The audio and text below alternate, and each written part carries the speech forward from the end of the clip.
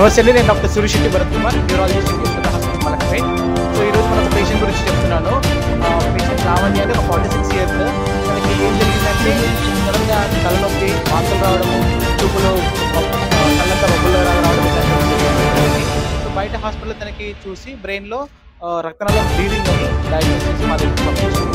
Patient మన దగ్గరికి వచ్చినప్పుడు ఎంఆర్ యాంజియోగ్రామ్ తర్వాత సిటీ యాంజియోగ్రామ్ చేయడం వల్ల తనకి బ్రెయిన్లో రక్తనాళం అనేది రప్చర్ అవ్వడం జరిగింది.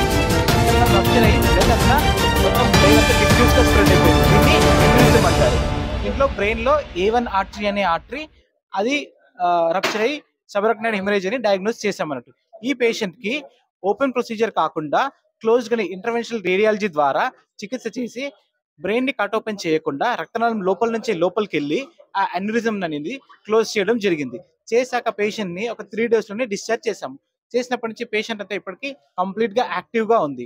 సో ఇది తనకి జన్యుపరమైన కారణాల వల్లనే ఒక రక్తనాళం అనేది ఉబ్బిపోయి అన్యూరిజం లాగా ఫామ్ అయింది. దీన్ని ఓపెన్ ప్రొసీజర్ కాకుండా క్లోజ్డ్ ప్రొసీజర్ ని మనము పేషెంట్ ని ట్రీట్ చేసాము. చేసినప్పటి నుంచి పేషెంట్ చాలా యాక్టివ్ గా నార్మల్ లైఫ్ లీడ్ చేయగలుగుతుంది. థ్యాంక్ యూ, ధన్యవాదాలు. డాక్టర్ హరికిషోర్, నేను ఇంటర్నేషనల్ న్యూరో రేడియాలజిస్ట్ని, యశోద మలక్పేట్ హాస్పిటల్లో పనిచేస్తున్నాను. సో సార్ చెప్పినట్టు ఈ పేషెంట్ మా దగ్గరికి వచ్చేటప్పటికే క్రిటికల్గా వచ్చింది. సో ఫస్ట్ యాంజియోగ్రామ్ చేసాం. యాంజియోగ్రామ్ చేస్తే బ్రెయిన్లో ఒక బ్రెయిన్కి సప్లై చేసే ఒక పెద్ద రక్తనాళంలో మనకి వాపు వచ్చి అది రప్చర్ అయిందని అబ్జర్వ్ చేసాం.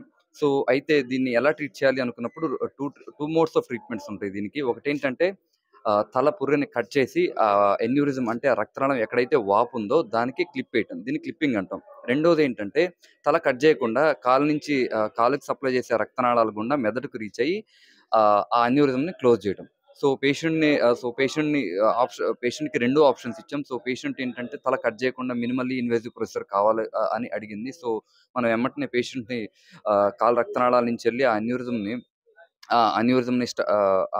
కంప్లీట్గా క్లోజ్ చేసాం. ఎలా క్లోజ్ చేసామంటే స్టంట్ అసిస్టెడ్ కాయిలింగ్ అనే ఒక ప్రొసీజర్ ఉంటుంది. అంటే ఈ చిన్న పైప్స్ ఉంటాయి. ఈ చిన్న పైప్స్ కాలు రక్తనాళాల నుంచి పైకి తీసుకెళ్ళిపోయి ఆ రక్తనాళం ఎక్కడైతే ఉబ్బిందో అక్కడ మనం స్టంట్ పెట్టి ఆ స్టంట్ నుంచి లోపలికి వెళ్ళి ఆ అన్యూరిజం లోపల కాయిల్ పెట్టి దీన్ని కంప్లీట్గా క్లోజ్ చేసాం. సో పోస్ట్ ప్రొసీజర్ పేషెంట్ని ఒక 1 week వరకు మనం హాస్పిటల్ అబ్జర్వ్ చేసాం. సో ఆమెకైతే ఆ తర్వాత ట్రీట్ చేసాక ఏం కాంప్లికేషన్స్ లేవు. ఆ తర్వాత ఒక 1 month 2 month ఫాలోఅప్ కూడా ఉంది. సో పేషెంట్ అయితే ఇప్పుడు ఫాలోఅప్కి వచ్చినప్పుడు కూడా ఆమెకి ఏం కంప్లైంట్స్ లేవు. సో కంప్లీట్గా క్యూర్ చేసాం అనమాట. సో పేషెంట్ అంటే మనకేంటంటే ఫ్యూచర్లో ఇలాంటి ఏదైనా అన్యూరిజమ్స్ కానీ లేకపోతే ఇలా స్ట్రోక్స్ ఏమైనా వచ్చినప్పుడు ఏంటంటే ఈ మినిమల్లీ ఇన్వేజివ్ ప్రొసీజర్స్ ఇప్పుడు చాలా తరచుగా ఎక్కువగా చేస్తున్నాం. సో పేషెంట్ని సక్సెస్ఫుల్గా మనం ఈ మినిమల్లీ ఇన్వేజివ్ ఎండోవాస్కులర్ ట్రీట్మెంట్ ద్వారా చేయటం జరిగింది. సో అది. Thank you.